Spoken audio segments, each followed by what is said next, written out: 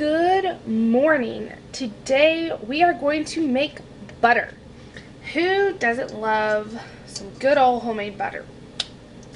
And I am going to show you how easy it is to bring homemade butter to your family for little to no cost. If you go into the store, like for instance Walmart, for the Great Value brand of salted or unsalted butter for 4 little sticks, or a pound I think is what it equals to, you're looking at $4 right there. And if you're wanting to get into name brand, then you're looking at even more. And you know, there's that whole thing about butter versus margarine and the health benefits of either, and I decided a while ago that I wanted fresh butter, real butter, no preservatives, no blah blah blah, all the fake stuff that margarine has, for my family. So this is how you can do that. Enough with my rambling. I'm using store-bought heavy cream, just the Great Value brand, because I don't have a way to get raw cream, and I don't have a milking cow yet. Hopefully that'll change this year, but as of right now I don't have one. But if you do, it'll work the same way. If you have raw cream, use your raw cream, or if you have a farmer or a local market that sells raw cream or fresh cream, get that. But if the only thing you can get your hands on is the pasteurized heavy whipping cream, go ahead and get it. It is okay. It'll work just as good. So let's get started. This is a quart of heavy whipping cream, and you need heavy whipping cream. Don't get half and half, and don't get whipping cream. You need heavy whipping cream. There is a difference.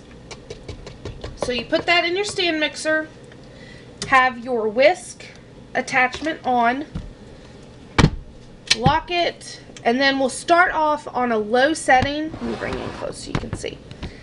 I'll start you off on a low setting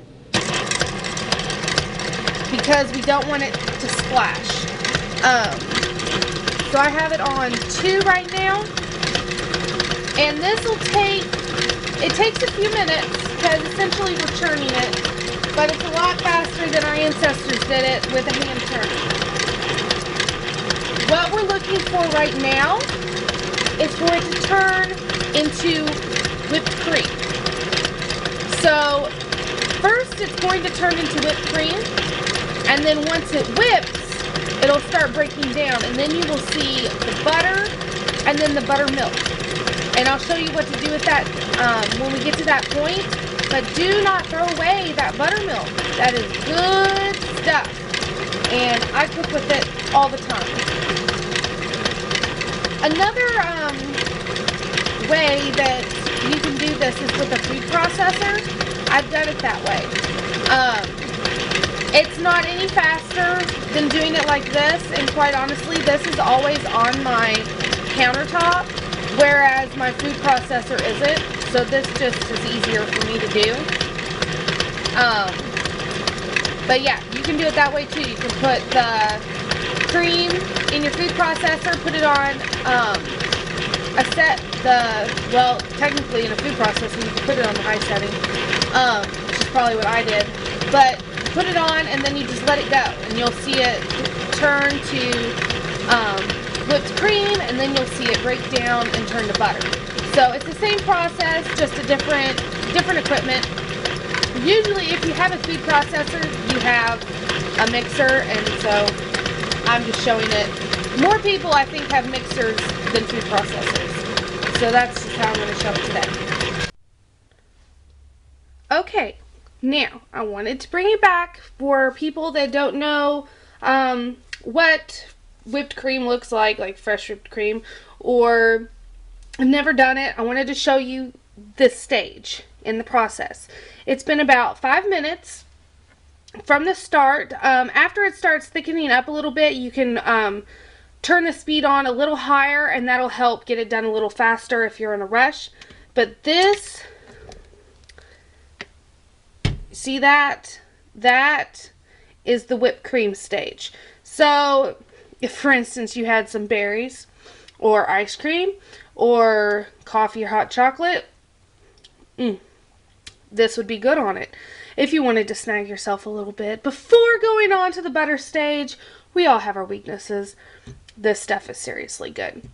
I did it for my husband once, and now he does not like the store-bought. He wants me to make homemade Cool Whip. But anyway, I just wanted to show you guys that this is what it looks like. We're not done though. This is just showing you that it's coming right along. So we're going to go ahead, put it back, and then we're just going to let this go until it starts.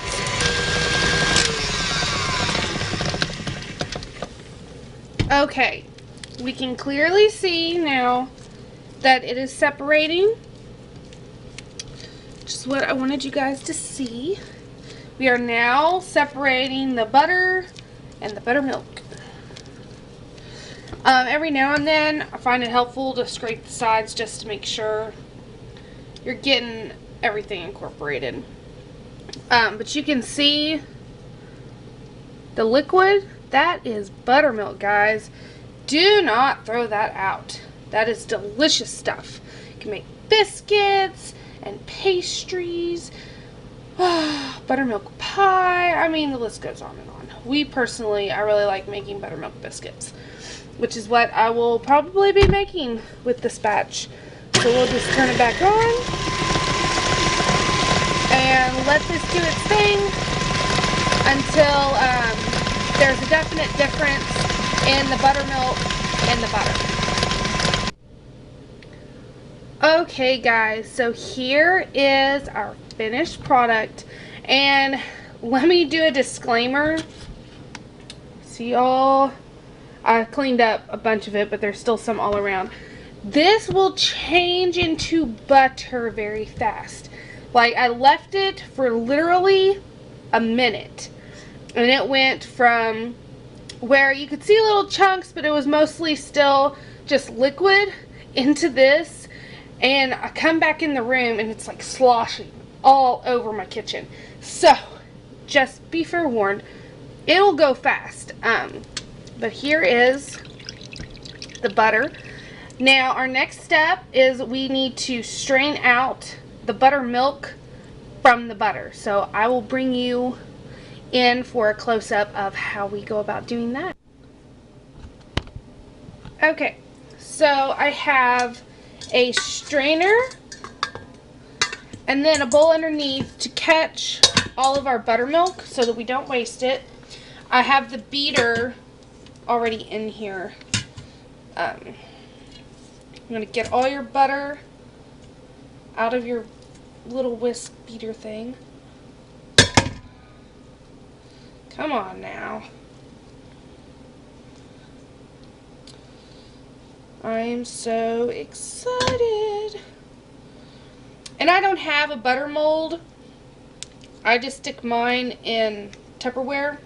But if you have a butter mold, you can mold it. If you want salt, you could have salted it, or herbs. I mean, it's wide open, guys, because you made it. Get all my butter in here. Make sure it's all in the cheesecloth because we're going to be straining it, remember. So, and then in here,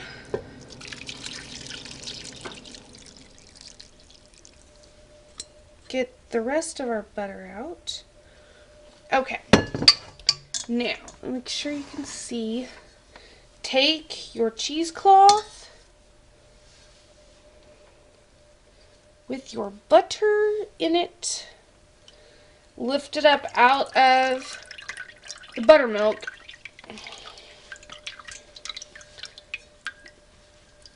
and then we're just going to squeeze it gently, but we're going to squeeze it to get all that buttermilk out.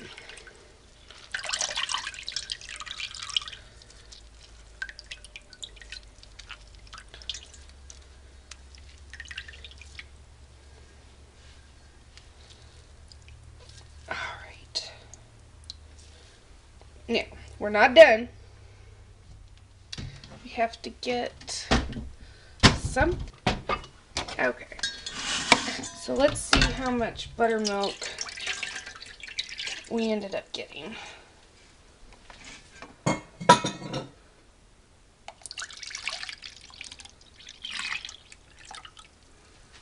Okay. So for a quart of cream, we have 2 cups of buttermilk out of that, plus I'd say about a pound of butter. Now, we're going to take this and we need to rinse it out, because if you have the buttermilk in there and you're wanting to leave this on the counter, it'll go rancid fast because of the butter that's still in, or because of the milk that's still in the butter. So we need to rinse this until the juices run clear. Like right now, it's still milky. So I'm going to run it in water until it runs clear. Alright, so all I did to rinse it off is I actually just kept it in the cheesecloth and swished it around with my fingers under cold water, because you don't want it to melt, until it ran clear. So then you just take it out of the cheesecloth.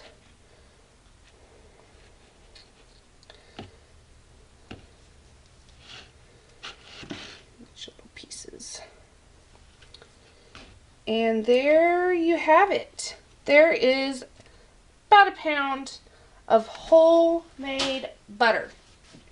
Now, at this point, you can put it in a mold. You can just put a lid on it like I'm going to do.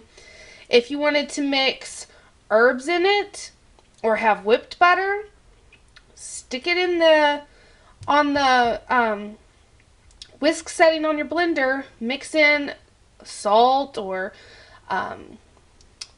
garlic and onion or rosemary. Anything like that would be delicious. And then you would have an herbed butter or salted butter, anything. The possibilities are endless. So I just wanted to show you that. I hope you guys like this video. Give it a thumbs up. Subscribe if you haven't already and you want to see more DIYs or cooking and canning. I do it all on this channel, and I would love to bring you along for all of that. So I thank you for watching, and I hope to see you next time.